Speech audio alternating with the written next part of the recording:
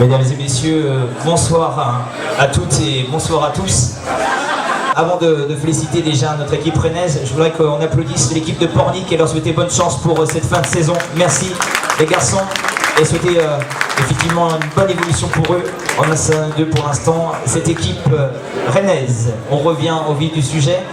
Ma première question te concerne quand tu sais que Kabir, avec son image, il reste un joueur professionnel, mais avec autant de pression quand on sait aussi l'engouement qu'il y a avec l'association et puis nos élus qui sont venus aussi à la fois du Sénégal et aussi sur Rennes.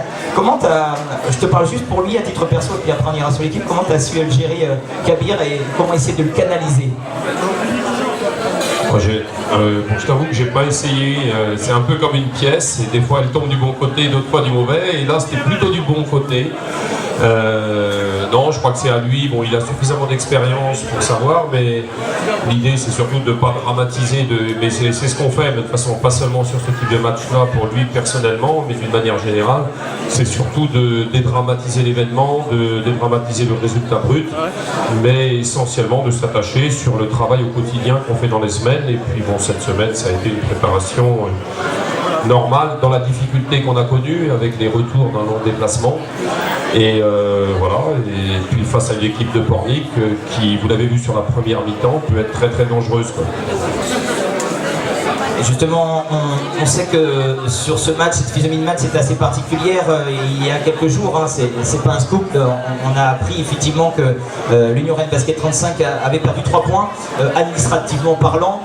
Lorsque tu arrives avec ton équipe face à Pornic ce soir, on sait que sur le classement, on était décalé.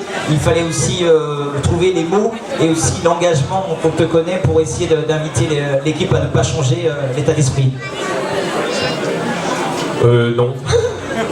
Non, bon, j'ai pas eu de mots à trouver entre guillemets parce que depuis le début de cette problématique de classement, je l'ai positionné aux dirigeants et je l'ai dit aux joueurs d'emblée.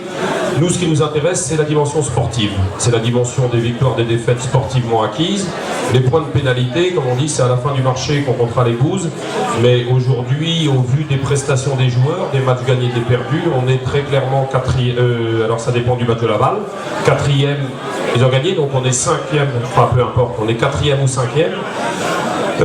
Point. Et à aucun moment, depuis que l'affaire n'est arrivée, ni dans le vestiaire, on ne parle du classement avec les pénalités. Nous, il n'y a que le classement sportif qui nous intéresse. Et donc, c'est ça on est beaucoup plus à regarder vers le haut. Parce que, mais pareil, comme je te le disais tout à l'heure, que ce soit par rapport à la gestion des événements ou la gestion, et encore plus par rapport à la gestion du classement, ce qui intéresse, c'est la manière dont on travaille, dont on se prépare, et le parcours qu'on est en train de faire. Après, ça, c'est plus des comptes d'apothicaire et on verra bien sur la fin de la saison. Alors, je te disais Vitré 78, Laval 52, donc il reste leader. C'est une belle transition pour te parler peut-être de... Exactement, voilà. Donc vous repassez quatrième sportivement. Le petit clin d'œil, c'est notamment avec un certain Mathis Danier qu'on a vu ce soir. Je voulais que tu en parles un petit peu plus. Mathis, c'est un jeune joueur qu'on avait eu au pôle déjà il y a 2 ans, qui était passé par l'équipe de U15 de Jean-Pierrot, qui évolue avec l'équipe U17 de Ronan Hervé, qui est originaire de la région de Saint-Brieuc, et voilà, et qui actuellement cartonne sur le niveau U17 interrégion, qui avait déjà joué avec nous lors d'un match difficile à Vanves, et il avait fait une bonne rentrée. Et donc voilà, bon là il y avait 2 meneurs devant lui, donc c'était un petit peu plus difficile, mais c'est l'avenir qu'on prépare en les intégrant. Il faut savoir que sur pratiquement tous les entraînements, on intègre soit des moins de 17 ans, voire même des moins de 15 ans sur nos entraînements, qui sont là confrontés à Boyan Pelkic, à Louis Troen, Anko, donc c'est comme ça qu'on progresse, et en arrivant à les faire rentrer rapidement dans le match. Bon là c'était plutôt sur la fin, et il a beaucoup de qualités techniques, là, d'adresse, de vitesse. Après, on le sait, et j'en discutais avec Boyan l'autre jour, on sait que pour passer le cap, c'est la dimension mentale qui fait la différence. Donc voilà, on espère que là-dessus, ça va aussi évoluer dans le bon sens pour qu'il puisse vraiment exploiter toutes les qualités qu'il a. Et là, cette semaine, il a fait une bonne semaine de travail, c'est mieux. En t'annonçant le score de Laval face à Vitré, Vitré assoit sa place de leader et c'est pour la préparation de ce prochain match à domicile. On sait que l'URB, dans ses terres, notamment face à l'équipe rétilienne de Vitré, on est plutôt bien. Alors est-ce qu'on est toujours dans les mêmes cas de figure quand on va probablement jouer ce leader dans quelques jours? Ce sera le 7 avril prochain. Je suis désolé Thierry, mais sur presque toutes tes questions, je te les renvoie comme une balle de ping-pong. Mais c'est pas grave, on aura bien le temps de préparer ce match de Vitré et on espère, ça fait quelques temps qu'on n'a pas eu, que la salle soit comble. Vraiment montrer qu'on peut, à l'instar du volley, nous aussi remplir la salle. On n'était pas loin ce soir. Là ici, il faut tous revenir pour le prochain match contre Vitré. Maintenant, tu as presque compris ma réponse, c'est qu'on a un match à Poissy samedi prochain, qui va être un match difficile aussi, contre une équipe qui se bagarre pour son maintien sportif, elle. Et donc c'est vraiment essentiellement là-dessus qu'on va être focalisé. On aura bien le temps de reparler de Vitré. Et je ne veux surtout pas vous parler sur cette préparation du match contre Pornic. Alors Pascal, là par contre je sais que tu vas pas me contredire. Même si sur ce coup-là on aime bien jouer au tennis tous les deux. On a un cas de figure, tu sais qu'à chaque fois on a toujours une sélection d'un joueur qu'on a envie de venir à nos côtés. On s'est quand même mis d'accord sur un joueur, je vais te laisser le citer pour qu'il vienne à nos côtés sous vos applaudissements. Alors, avant de vous le présenter, je vais vous raconter une toute petite histoire. Rassurez-vous, elles sont moins longues que celles de Kabyle. Voilà. Lorsque j'ai commencé à entraîner, ça remonte à quelques semaines, quelques mois, quelques années, même quelques dizaines d'années, j'avais un basketteur américain, et c'était sur Paris, dans la région de Paris, qui s'appelait Al Lorenzen. Et j'ai mon ami Jean Troel, qui doit être par là, je ne sais pas où il est, qui était prof sur Paris, Jean, et qui venait donc nous supporter, c'était même l'un des plus acharnés supporters, qui venait nous supporter avec son petit garçon qui venait de naître.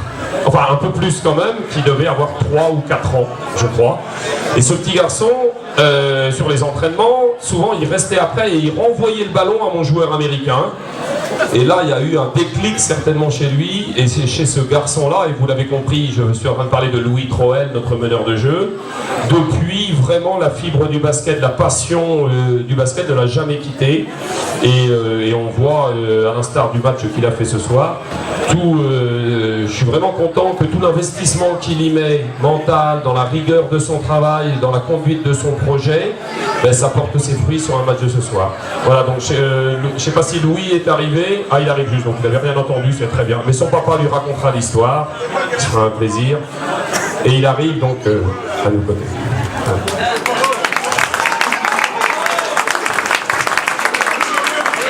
Voilà. J'ai tout entendu. Je me rappelais aussi de Al Sorensen. Voilà, ça m'a donné envie de jouer au basket. Et pour des moments comme ce soir, avec toute une salle pleine, avec une association comme celle de Kabir, plein de choses, voilà, plein de choses positives et une victoire d'équipe, donc c'est tout ce qu'on aime. Elle est là, Manu, elle est là.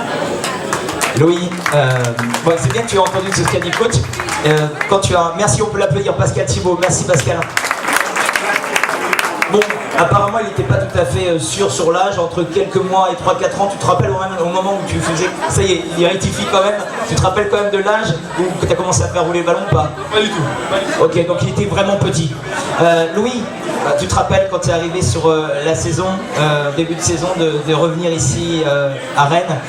Dis-nous comment tu as ressenti ce plaisir de revenir vivre ces moments de l'Union Rennes Basket 35.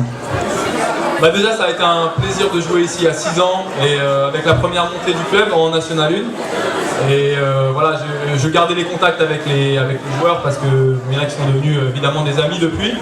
Je suis parti dans le sud, j'ai vécu plein d'autres bons moments, mais c'est vrai que le fait de revenir ici, ça m'a vraiment motivé et je savais que j'allais retrouver des gens sur le terrain et même en dehors, donc les bénévoles et les gens qui gravitent autour du club. Et que voilà, ça allait être un plaisir et j'ai fait le choix de revenir et je le regrette pas du tout et voilà, c'est vraiment un bonheur. Mon pote Kabir là qui est ici, donc voilà, qui est l'organisateur de tout ça, et puis voilà, il n'y a pas que lui, tous ces gens qui sont ici autour, qui sont sur son projet aussi. Et puis le fait de vivre à Rennes, parce que j'ai ma famille qui est à Rennes, j'ai mon petit garçon qui est là, donc qui puisse me voir jouer, là où, avec mon père qui est là, avec ma mère qui est là, avec tout le monde, là où je suis, là où j'ai joué, et voilà, là où il y a toute ma famille. C'est pas clair ce que je dis, mais je suis très heureux. Louis, tu vas avoir quelques secondes de réflexion. je voudrais te demander l'un de tes plus beaux souvenirs que tu as vécu avant, c'est-à-dire 6 ans avant ou même encore cette saison, un moment qui t'a marqué dans l'histoire de l'Union Rennes Basket 35. Est-ce que tu en vois déjà un ou deux? En attendant, je te laisse réfléchir. Et puis, je vais inviter, en même temps que tu réfléchisses, Monsieur Kabir. Kabir à nos côtés, sous vos applaudissements. Merci. Ça y est, t'as trouvé? C'est bon? Allez, c'est parti. Le premier, c'est plutôt facile, c'est par rapport à la montée, pas le match à domicile parce qu'on avait gagné facilement, mais le match qu'on était allé chercher à Dax, dans les arènes, qui était un match particulier. Et voilà, d'ailleurs les supporters qui étaient là à l'époque, c'était vraiment un moment spécial. Je suis allé dans le sud-ouest après, donc voilà, moi j'ai gardé tout ça, on en a reparlé derrière. C'était vraiment top, et puis la cohésion derrière, qu'il y a eu tout au long de l'année, mais après cette victoire importante, c'était vraiment top. Et puis cette année, c'est de retrouver tout le monde sur la prépa, de la bonne ambiance, tous les entraînements, c'est pas un moment spécial. C'est chaque petit moment qu'on passe tous ensemble. Et voilà, c'est vraiment un gros plaisir. Je vous demande d'applaudir sincèrement Louis Troel. Voilà, merci beaucoup Louis.